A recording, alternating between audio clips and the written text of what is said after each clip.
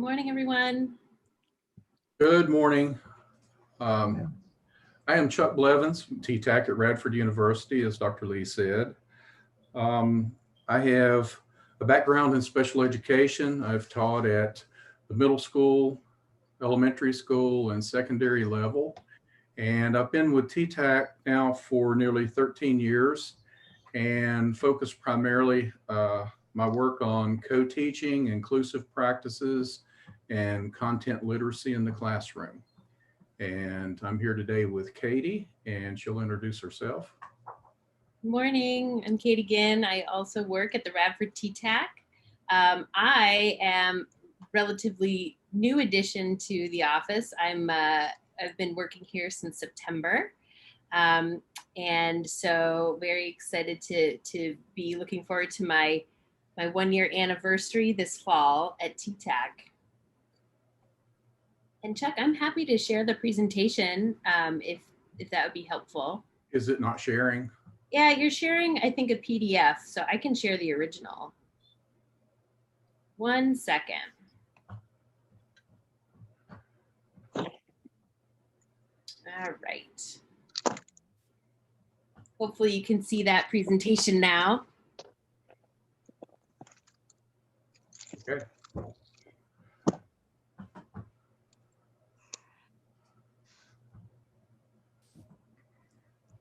All right, are we good? We are, yeah. Everyone see the presentation? If you can, just a thumbs up. Yes, it's good. Okay, good. All right, so the goal today is for you to leave this presentation with a greater understanding of the characteristics of high incidence disability categories and how they impact student achievement.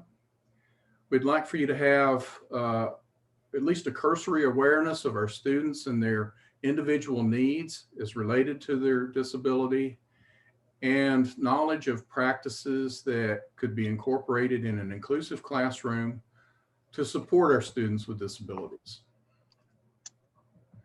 As Chuck is continuing our introduction, I'm going to share with you now in the chat a link to a digital workbook that will lead you through some activities as we're presenting.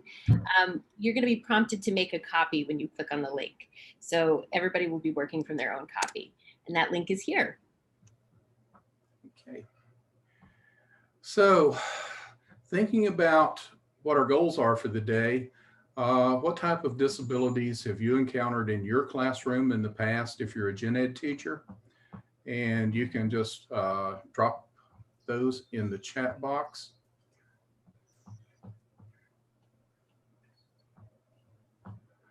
Okay, someone says access was denied to the link.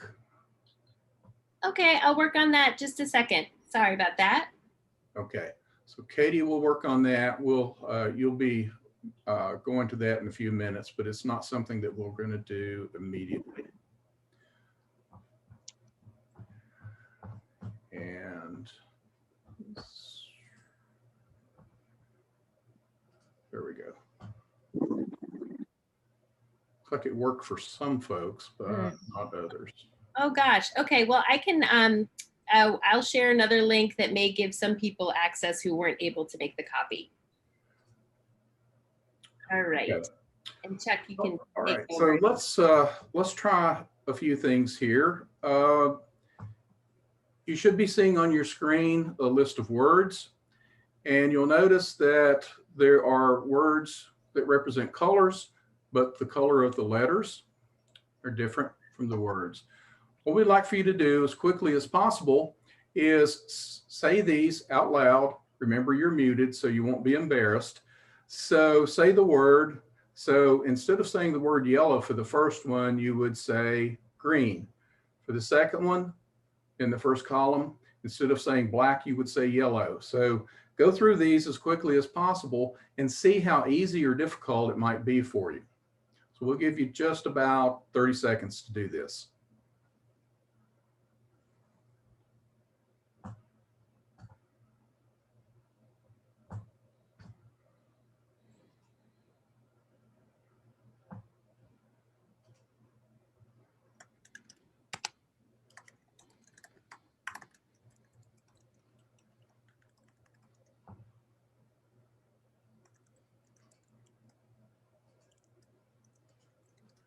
Okay.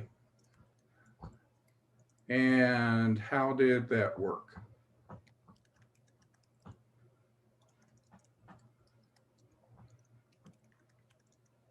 Did anyone have a lot of difficulty with that? Or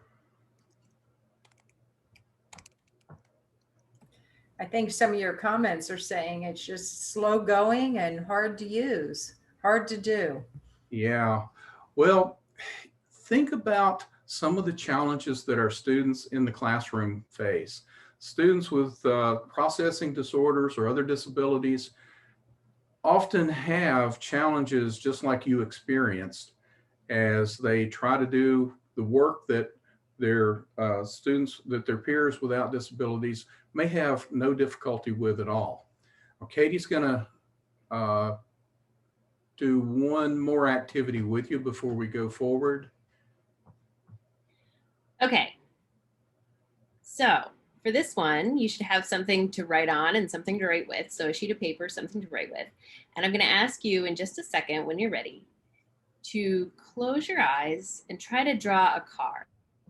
Now, I expect that because most of us have driven a car, probably all of us have ridden in a car, and we've certainly all seen cars on the road, this should come pretty easily to you.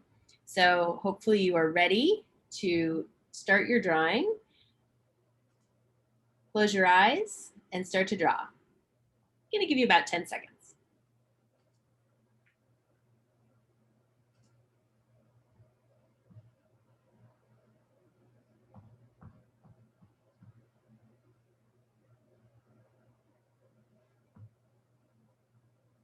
So this isn't too hard. You should probably all have finished it by now. So I'll just take a second and show you my drawing that I did with my eyes closed. And truth be told, now hopefully are you still able to see the presentation? No, you need to share, I think. Oh gosh, I wonder what happened. Let's see, share screen. All right. There we go. Hopefully you can all see the drawing now. This is what I was able to draw with my eyes closed. And in fact, I cheated. Halfway through doing this drawing, I had to reposition my hand. So I actually opened my eyes, and this was all I was able to accomplish. So what's the point that we're getting at here? Basically, what we'd like you to understand is that if you have any kind of characteristic that isn't matched to a task, or if there is a tool that is really necessary to do a task and it's unavailable to you, then you're likely to struggle. And this is going to be the case for some students in your classes. So in this case, I took a really important tool away from you. I took the ability to see what you were drawing away. And if you think about it, this task, even though it seems really strange, it's in some ways, it's not a whole lot stranger than what we ask students to do in classrooms sometimes. So it's pretty typical that we ask students to complete activities in school that don't necessarily match the activities of their everyday life, right? Like how many times outside of school have you been asked to complete a worksheet of 20 math problems in isolation, for instance, or write a 5-paragraph essay? So it's not that these skills aren't important, and they are connected to important skills that we want students to have in their everyday lives, but there's a sense in which a lot of these things are sort of contrived. And if we layer on top of that any kind of personal characteristic, let's say maybe a vision or a hearing impairment or a motor impairment, maybe a difference in a student's processing speed, maybe some struggles with attention, that's going to make these activities even more cumbersome. So what we want you to understand is that our goal as educators is to provide the tools that we need to support students' learning and to do our best to sort of match the task to the learner.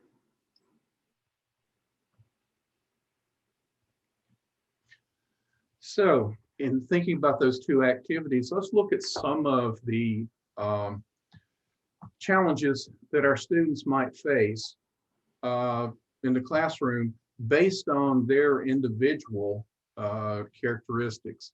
So a student with a visual deficit could potentially have difficulty perceiving objects in space with reference to other objects, perhaps discerning similarities and differences when comparing letters, numbers, or different objects with one another.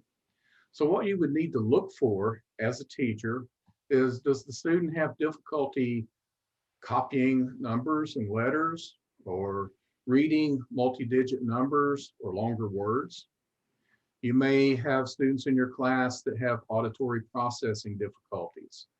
So in the classroom, they may have trouble making out the teacher's voice against background noise in the classroom or other students' voices. They may not be able to discriminate between sounds of spoken numbers or letters. And as a teacher, you'd be looking for students who might have difficulty paying attention in class, or they may have problems with a dictated assignment because they haven't processed what you've asked them to do. You could have students with motor disabilities, and this could be fine or gross motor or visual motor skills. So they could have difficulty with cutting or pasting activities, keeping pace, with neatness, with copying from the board or a book. Their writing could be slow and laborious.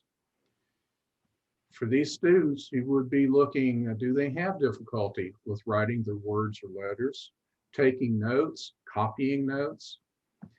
And then we have students who have difficulty with memory and memory processing. So they might not be able to place in their information in short-term memory. They might have difficulty retrieving information from their longer-term memory. And we see this quite a bit, completing multi-step assignments because they've lost their place in the process. So you'd be looking for, can the student recall information easily? Does the student easily retain information that was previously taught? So these are just some of the things that we might see in the classroom, and Katie's going to go over some of the rest. Right. Attention deficit is an information processing issue that probably a lot of people here are familiar with. For a student with a deficit in attention, they may appear not to be listening. Maybe they seemingly miss directions. You may find yourself repeating directions of a certain activity multiple times. A student might struggle to manage their physical materials, so losing papers, losing worksheets, losing other materials. Maybe the student has trouble maintaining attention in a sustained way. And the important thing is to consider what you're observing sort of in light of the student's peers, right? Because we know that at different ages, it's developmentally appropriate for a student maybe to struggle somewhat with attention, right? But what you're doing here is you're sort of comparing the student to what their peers are able to do in the classroom.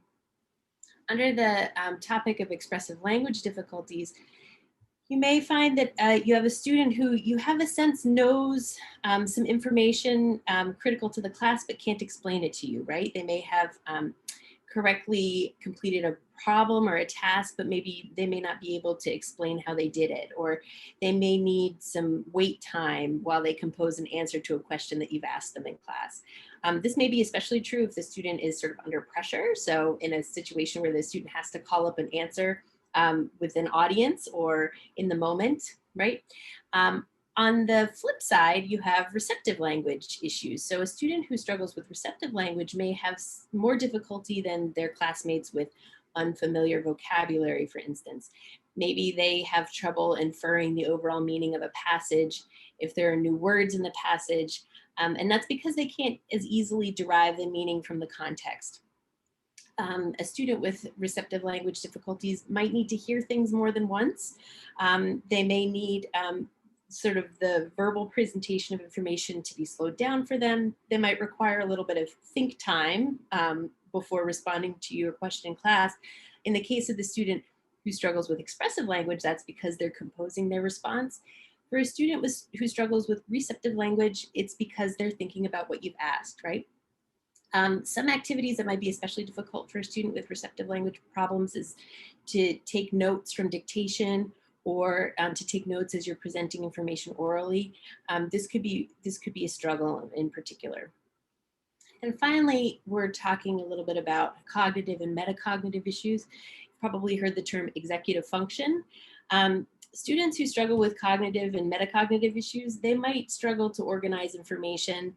Maybe it's difficult for them to plan and execute tasks, maybe to self-monitor their progress during a task or pace themselves as they complete something.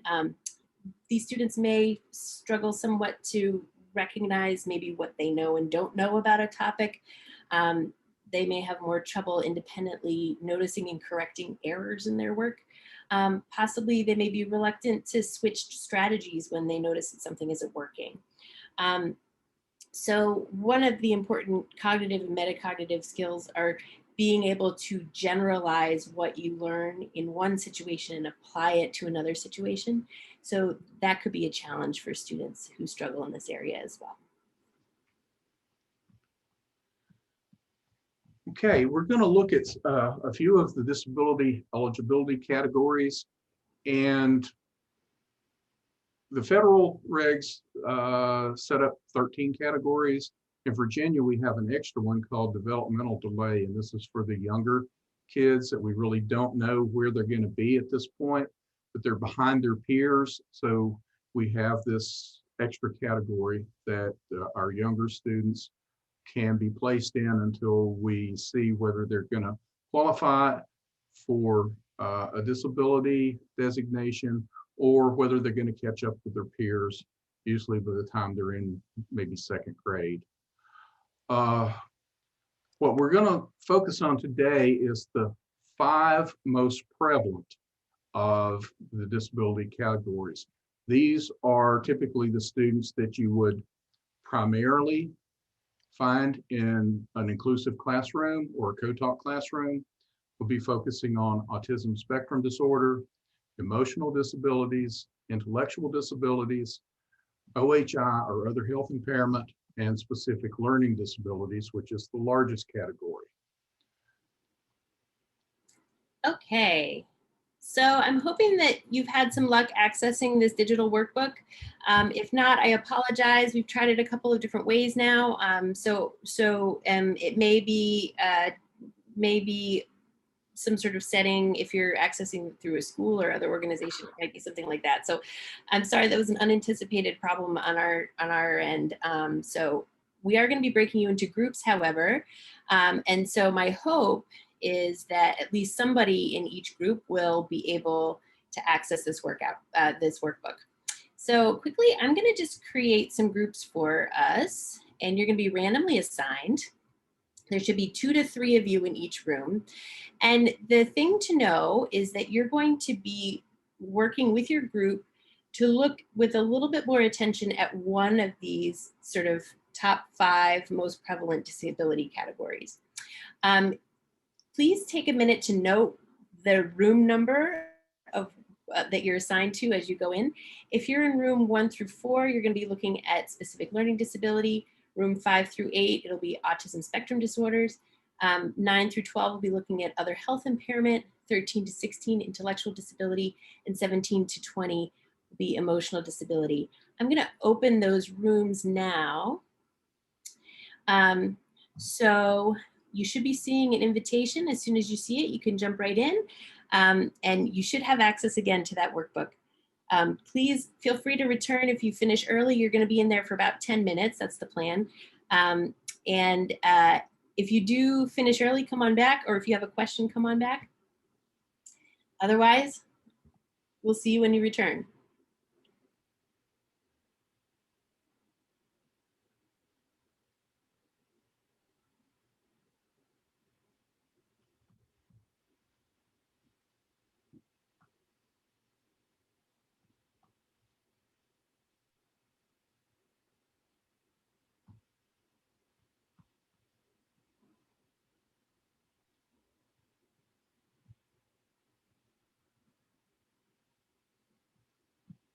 Instruction for all students, right? And there are different terms for this. You're going to hear some people talk this week about universal design for learning, for instance. You're also going to hear about the high leverage practices, but sort of at the base, what we're doing is providing high quality instruction for all students. And in particular, there are certain activities and certain approaches that we know work particularly well for students with disabilities. The strength of the tree, right, so the trunk, is differentiation. This means varying your approaches according to students' individual needs, and that could be needs related to a disability or not. So differentiation is just sort of part of good teaching. It's something that we all do. We do it for all students. As you move up the tree, you get into sort of the realm of special education. Okay, this is the canopy. And we have several different branches that fall under this special education concept. One of them is specially designed instruction. That's the instructional techniques that are designed to address the learning needs and goals of qualifying students with disabilities. This is what the teacher does, right? The special instruction that the teacher provides for a student with a disability. We also have branching off accommodations. Those are adjustments to the instruction or the instructional environment that facilitate access to instruction. Related are assistive technology and adaptive equipment. So these are tools that allow students to access instruction. This could range from something really common like calculators and audiobooks to some more specialized equipment that's really tailored for an individual student. And finally, curricular modifications. So I want to speak only briefly about these. These represent really a more significant change to a student's instructional program. These could include some modifications to what students are learning, what they're asked to demonstrate. These are less common. They're always part of a special education plan. We want to talk only very briefly to introduce this concept of high leverage practices. You're going to be getting into more detail in subsequent presentations, but the high leverage practices for students with disabilities were developed by the Council for Exceptional Children and the Cedar Center. These are practices that are beneficial to all students, but they're known to improve outcomes for students with disabilities in particular. They're designed to be used by both special educators and general educators, and they can include things like differentiation, okay? So that trunk of the tree that falls under these high leverage practices. One really important distinction that we want to make is between differentiation and specially designed instruction. Differentiation is for all students, and it should be a part of the Tier 1 supports that are provided in any classroom, okay? Differentiated instruction is not special education, it's just good teaching practice, but it can be part of a student's special education plan. And it's also good to know that differentiated instruction does not involve changes to the learning standards. So students still need to meet the standards, but there's some flexibility in how that happens. So we're talking here about changes to content, potentially adjustments to the process, how something is taught, and potentially the product, so how students demonstrate their learning. Importantly, differentiation sort of falls under the responsibility of general education. So you differentiate in many cases in consultation with a special education teacher, but it doesn't require a co-teacher. So differentiation can happen in any classroom.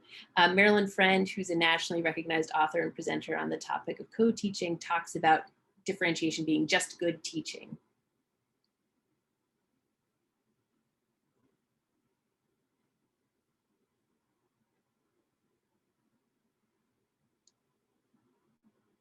Turning it over to Chuck. Thank you. All right, specially designed instruction. It is what special education is all about. If students didn't need specially designed instruction, we wouldn't really need special education teachers. But what we're looking at with SDI is that this is provided to students at no cost to parents who have a disability, or students who have a disability, to meet the unique learning needs of their child. SDI is adapting the content, the methodology, or the delivery of instruction to address the needs and ensuring access to the general education curriculum. It would involve adapting the content, perhaps, instructional delivery, methodology, and as Dr. Lee referred to before this session, in the least restrictive environment.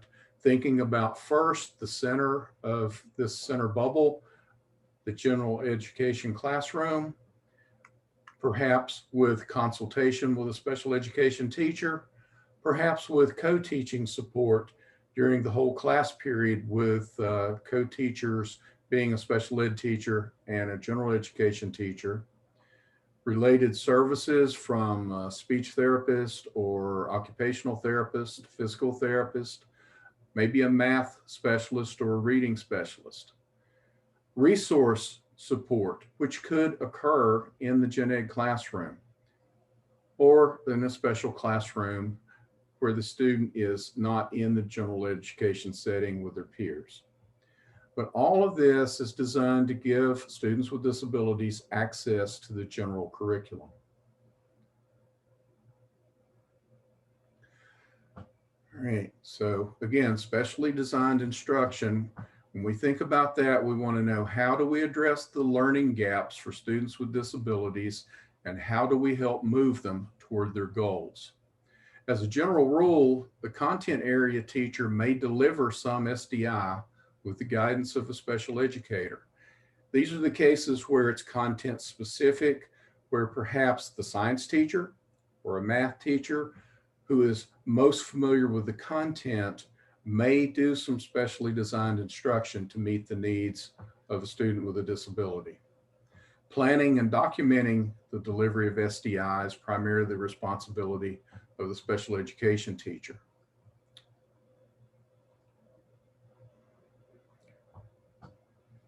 And we want to touch briefly on this. Accommodations differ from SDI because accommodations don't really have to include instruction.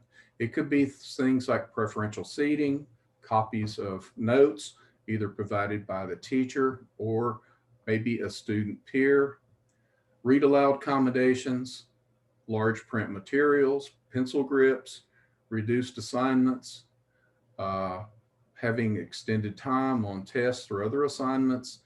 So these are things that can be provided without additional instruction in most cases, and can be provided by the general education teacher without a special education teacher having to do that for the student. So accommodations versus modifications versus SDI. Accommodations support access to the curriculum. They don't change what's taught. They don't change the strategies used or how instruction is delivered. Modifications, on the other hand, are changes to what curriculum the student learns and what they're expected to demonstrate as far as their learning. Modifications would be something that the IEP team decides, because you're changing not only what the student learns, but it could impact the student's diploma type in the future. As a gen ed teacher who may not have direct support of a special ed teacher in the classroom, you're still required to know what supports a student needs per his or her IEP and provide them. You may need to reach out to the student's case manager to understand these needs, but that does not exempt you from providing them in the classroom. Okay, so we have an activity here that Katie's gonna lead you through, and you'll go back to your digital workbook and she'll let you know what you need to do. All right, so you're going to be going back into the same breakout rooms that you started in. Again, using the digital workbook. This time the activity is on slide 4. What we're going to ask you to do is read the profile of a student named William. You're going to refer to a number of resources that are linked. You can see here there's some linked resources under useful tools. One of these are the fact sheets that you've already used. The other are this guide, Learning Issues for Students with Disabilities, Classroom Impact, and Formal Assessment and Strategies. And the idea is that after reading the profile of William, taking a look at some of these resources, you're going to talk about the planning and considerations that would be involved in supporting William's success in a variety of activities.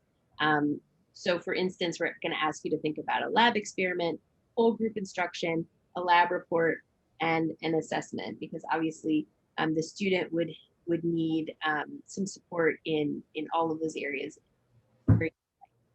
So Amber has put the link back into the chat for all of you. Hopefully you can access that. I know sometimes if you end up dropping in and out of a meeting for technical reasons, that disappears. So that link is up for you again. Thank you so much, Amber. So I'm going to reopen our breakout rooms. And I'm going to open those rooms again. So keep an eye out for the invitation. Apologies to those who have had some trouble with the breakout rooms today, but you should have an invitation pop up. Let us know if you have any trouble. We're going to be in breakout rooms again for about 10 minutes while we do this activity. We'll see you at the end of the 10-minute period.